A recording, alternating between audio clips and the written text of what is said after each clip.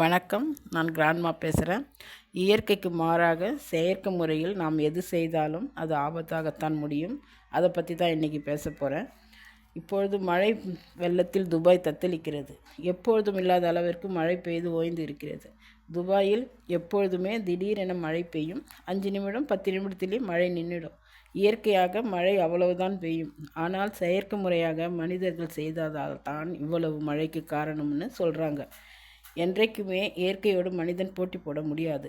செயற்கை முறையில் மழை பெய்ய வைத்த மனிதனுக்கு அந்த மழையை நிறுத்த முடியவில்லையே, பார்த்தீங்களா? அதனால தான் இயற்கையோடு மனிதன் போட்டி போட முடியாது. செயற்கை முறையில் குழந்தை இல்லாதவர்களுக்கு குழந்தை பிறக்க வைக்கிறாங்க.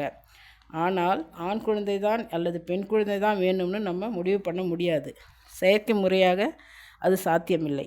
என்ன குழந்தை பிறக்கணும்னு இயற்கை தான் முடிவு பண்ணும். அதே போல்